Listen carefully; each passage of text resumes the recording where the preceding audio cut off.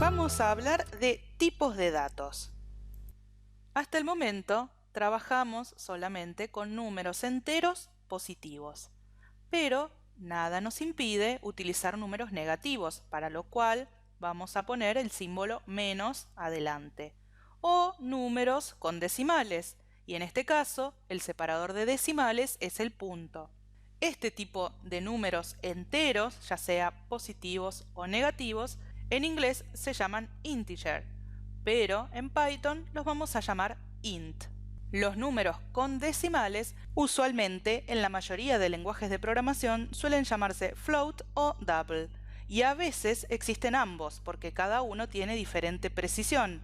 Pero en Python no existe el tipo double, así que por el momento nos alcanzará con utilizar float. Y además de números, también podemos trabajar con cadenas de caracteres, que genéricamente se conocen como string y en Python como str. Una cadena de caracteres en Python se puede indicar con comillas dobles o con comillas simples, y lo que esté dentro de esas comillas será nuestro string. Un string puede consistir de letras, símbolos, números, espacios o también caracteres no imprimibles. Los caracteres no imprimibles se indican con una barra invertida y son varios que vamos a utilizar en algunos casos concretos. Por ejemplo, este carácter que estamos viendo acá es el de salto de línea. Cuando aparezca la barra invertida y la n, vamos a ver que se inicia una nueva línea. Por último, tenemos los booleanos, que en Python se llaman bool. Este tipo de dato tiene solo dos valores posibles: true, que significa verdadero, y false, que significa falso. Para que Python identifique que estamos escribiendo el literal true, vamos a tener que poner la primera letra en mayúscula y el resto en minúsculas. Lo mismo con el literal false. Todos estos ejemplos que estamos viendo acá son literales, simplemente porque no están guardados dentro de ninguna variable. En el caso de los números, tenemos muchísimos literales posibles. En el caso de los strings, también, porque podemos combinar muchas letras, símbolos y números.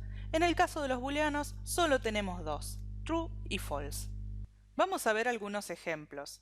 Si yo guardo en la variable x el número 150, Python va a identificar que la variable x es de tipo entero. Y esto lo puedo comprobar escribiendo type y poniendo entre paréntesis la x. De esta manera me está diciendo que la x es de tipo int, entero. Type es una operación que nos permite conocer el tipo de un dato. Así que podemos escribir type y entre paréntesis colocar cualquier dato cuyo tipo queremos conocer. Ese dato no necesariamente tiene que ser una variable, sino que podría ser un literal o también podría provenir de alguna operación.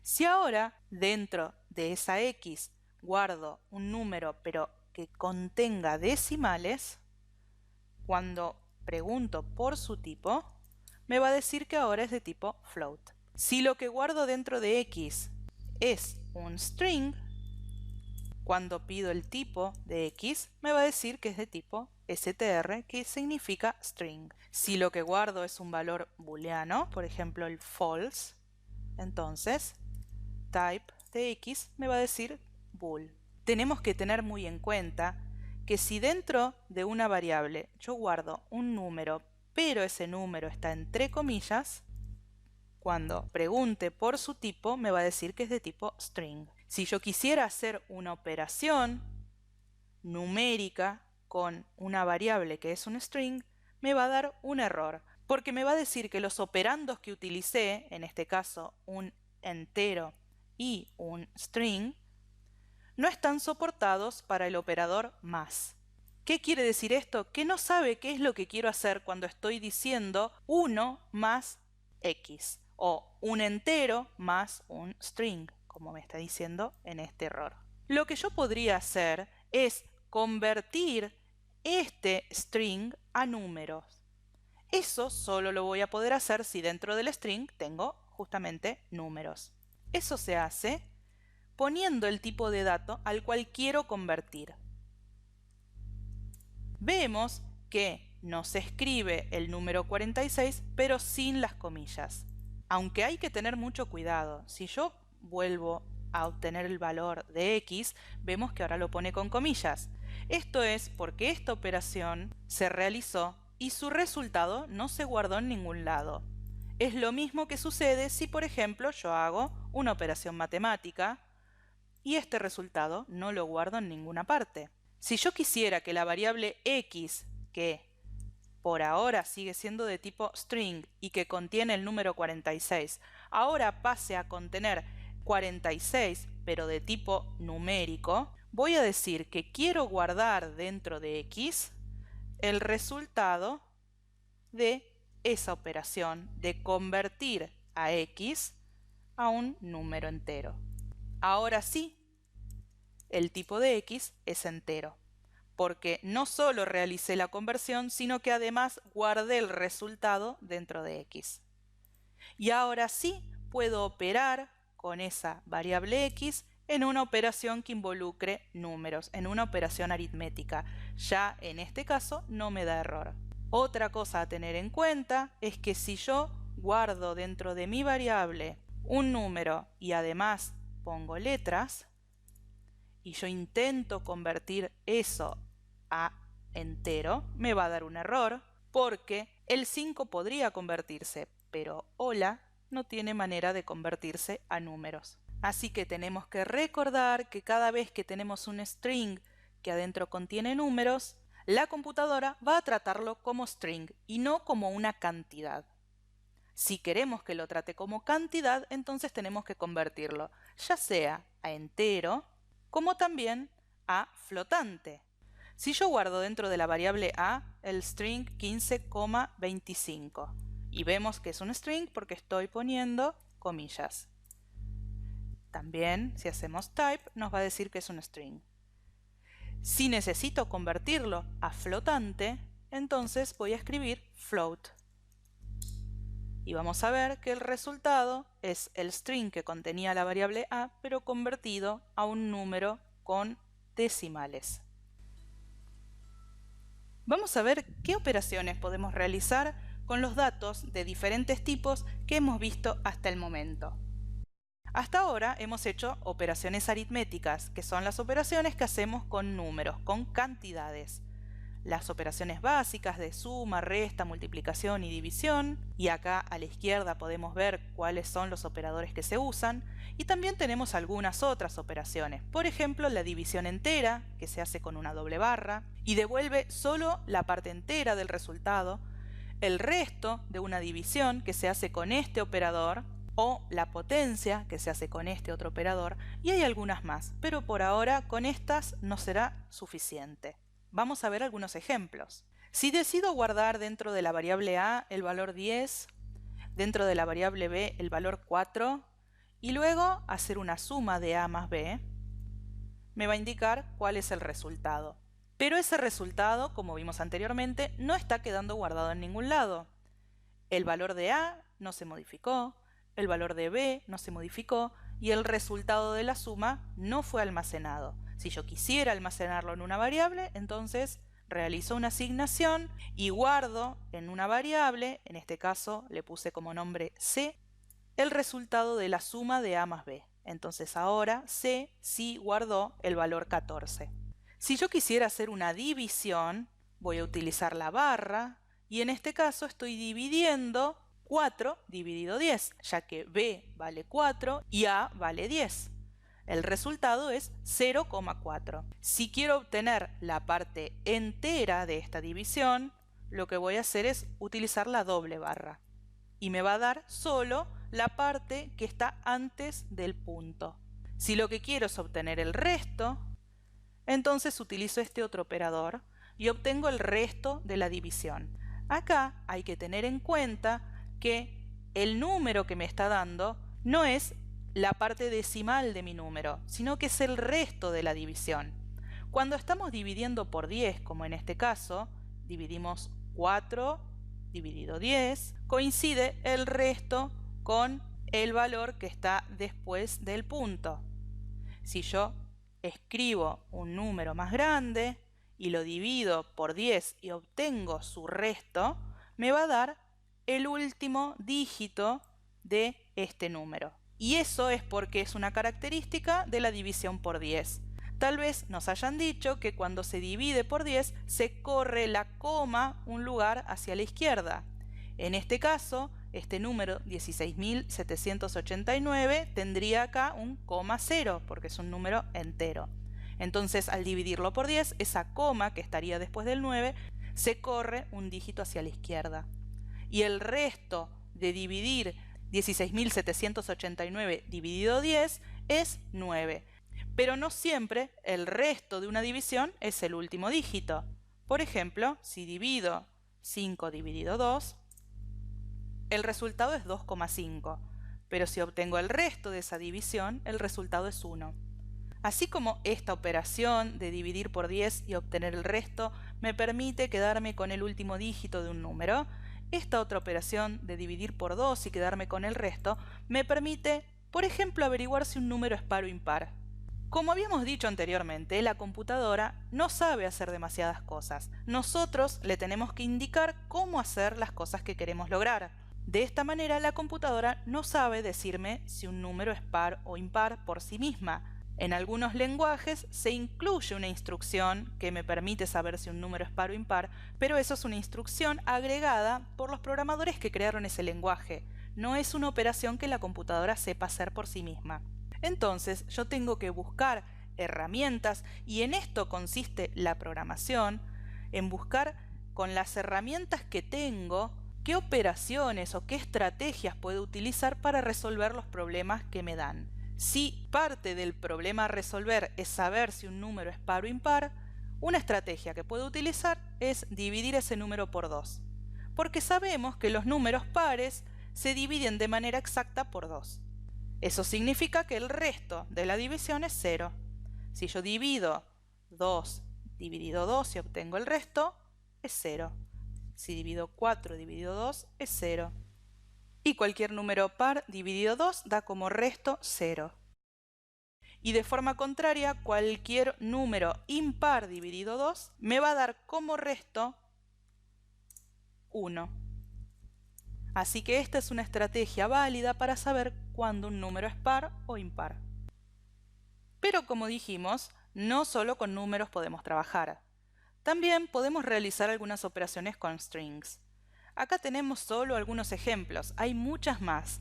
Pero para comenzar veamos que existe la concatenación, que nos permite unir dos strings en uno. Que tenemos también esta operación len, que nos permite saber la longitud de un string o de una cadena de caracteres. Esto es la cantidad de caracteres que tiene esa cadena, contando todos los caracteres, ya sean símbolos, letras, números, espacios. Y también tenemos que tener en cuenta que los strings tienen una particularidad. Tienen una posición para cada uno de sus caracteres, empezando por el 0. A esa posición normalmente se la llama índice. De esta manera, el primer carácter, no importa si es una letra, un símbolo o un número, estará siempre en la posición 0, el segundo estará en la posición 1, el tercero en la posición 2, y así sucesivamente hasta llegar al último carácter. Y eso es lo que nos permite hacer este operador de corchetes, que nos va a servir para obtener el carácter que está en determinado índice. Por ejemplo, si yo quiero obtener el carácter que está en el índice 0, en la posición 0, voy a colocar el 0 entre los corchetes. Veamos algunos ejemplos. Si yo tengo un string y lo concateno, recordemos que acá el más no significa suma, ya que los dos operandos que estoy utilizando son de tipo string. En este caso no vamos a tener un error porque los dos operandos son del mismo tipo y son de tipo string, y el tipo string tiene definida una operación para el operador suma. Esa operación es la concatenación y lo que hace es unir dos strings en uno. Como yo no indiqué ningún espacio entre las dos palabras, entonces las concatenó de corrido. También podría guardar una palabra dentro de una variable otra palabra dentro de otra variable y realizar una concatenación entre ambas. Pero lo que podría hacer acá es agregar lo que está faltando, que es un espacio. En este caso tengo una variable concatenada con un string literal, concatenado también con otra variable. El resultado van a ser los 3 strings que concatené, que como hemos visto, no se está guardando este resultado en ninguna variable. Solo si yo decido guardar ese resultado, es que voy a tener una variable con el string concatenado. Y habíamos visto que len nos permite saber cuántos caracteres tiene un string. En este caso, contó 1, 2, 3, 4, 5, porque por supuesto el espacio cuenta, 6, 7 y 8. Entonces, la operación len me da un resultado de tipo entero. Si ahora lo que quiero es obtener un carácter de este string que esté en determinado índice, lo que puedo hacer es colocar el string, que puede ser un literal o puede estar contenido dentro de una variable, en este caso está en la variable c, y entre corchetes puedo indicar cuál es el índice que quiero. En este caso me va a devolver el que está en la primera posición, ya que vimos que los strings siempre comienzan con el índice 0. Algo muy importante a tener en cuenta es que como comienzan con el índice 0, el último carácter va a estar en la posición, en este caso, 7. Si yo quisiera obtener la posición 8, me va a dar un error, ya que tiene 8 caracteres que van en los índices del 0 al 7. Dentro de estos corchetes también puedo colocar operaciones. Una operación que me dé un número de índice. Por ejemplo, si yo hiciera 1 más 1, estoy diciendo quiero el carácter en la posición 2. En ese caso es la E, ya que el índice 0 tiene la B, el 1 tiene la U y el 2 tiene la E. De la misma forma, como vimos que len me da como resultado un número, también podría hacer esto.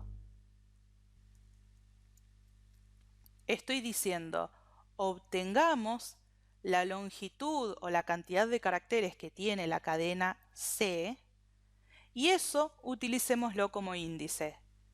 El problema es que esto me va a dar un error, porque ya vimos que len de mi cadena C da 8, pero que el carácter en la posición 8 no existe, porque vimos que van del 0 al 7. Entonces, esto me daría un error. Si yo lo que quiero es obtener el carácter que está en la última posición, lo que voy a hacer es restarle 1. Entonces, len de C da 8. A ese 8 le hemos restado 1. Entonces acá, todo lo que está dentro de estos corchetes es el número 7. Y ahora sí, esta operación me da un resultado correcto, porque lo que estoy diciendo es dame el carácter en la posición 7. Y ese es la letra A. También tenemos operaciones de comparación, que no están limitadas a un solo tipo de datos, sino que pueden hacerse con varios tipos. Hay algunas de estas que son operaciones que ya conocemos de la matemática tradicional. Por ejemplo, el mayor, el menor, pero también tenemos el mayor o igual, el menor o igual, el igual o el distinto. Lo importante a saber de estas operaciones es que el resultado va a ser un valor booleano. Va a ser un true o false, verdadero o falso. Si yo quiero saber si un número es mayor que otro, eso va a ser verdadero o falso. Si quiero saber si dos números o dos strings son iguales, eso va a ser verdadero o falso, dependiendo de cuáles sean esos números o esos strings. Por ejemplo, quiero saber si el número 4 es menor que 10. Acá no hay demasiado misterio, simplemente me va a decir que es verdadero. El 4 es menor que el 10. Si quiero saber si el string hola es igual que el string adiós, eso me va a decir falso. También puedo querer utilizar el menor o igual o el mayor o igual. Esto significa que me va a dar true o verdadero si, por ejemplo, en este caso, el 5 es menor o igual que 5. 5 no es menor que 5. 5 es igual a 5. Pero como esto me da true si es menor o si es igual, esta operación me da true. Si yo hiciera 5 menor que 5 me daría false, porque el 5 no es menor que 5. En el caso de los strings, la comparación se hace mediante lo que se conoce como código ASCII. El código ASCII le asigna a cada carácter un código numérico. Tal vez alguna vez hayamos necesitado escribir una arroba y no la encontramos en el teclado porque tiene una configuración diferente a la que estamos acostumbrados a usar y hayamos presionado la tecla Alt y en el teclado numérico hayamos escrito el número 64. Eso es porque para el carácter arroba el código ASCII equivalente es el 64. Estos códigos son los que se utilizan cuando queremos comparar dos strings entre sí.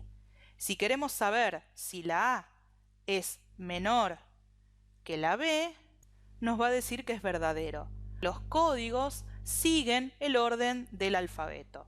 De esta manera, la palabra casa es menor que la palabra cosa.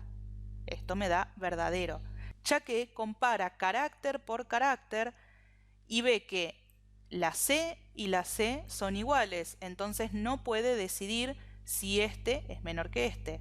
Ahora pasa al siguiente y ve que la A es menor que la O. Entonces ya sabe que casa viene antes que cosa. Si utilizamos valores literales, es un poco trivial hacer este tipo de operaciones. Pero supongamos que tenemos una variable llamada edad y que dentro de esa variable tenemos guardada la edad de un usuario. Vamos a suponer que el usuario la ingresó por el teclado y no sabemos qué edad es. Yo voy a ingresar un valor simulando lo que el usuario haya ingresado. Entonces nuestra variable edad tiene el valor 20 y queremos saber si el usuario es mayor de 18 o no. En ese caso vamos a escribir la operación edad mayor que 18. Si esto nos da true, verdadero, significa que el valor guardado dentro de la variable edad es mayor que el número 18. En este caso tampoco podemos mezclar tipos de datos en una misma operación. No podría, por ejemplo, decir edad mayor que y poner acá dentro un string, ya que eso me va a dar un error.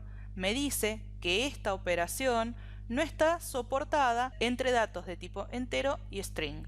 Bien pongo dos números o bien pongo dos strings, pero no los puedo mezclar. Por último, tenemos el grupo de operaciones que llamamos lógicas, que trabaja con datos de tipo booleano.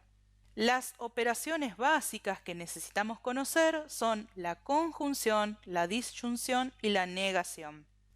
Para poder realizar este tipo de operaciones necesitamos conocer algo que se llaman tablas de verdad. Pero como es un tema en sí mismo, vamos a dejarlo para el siguiente video, así como los ejemplos de operaciones lógicas.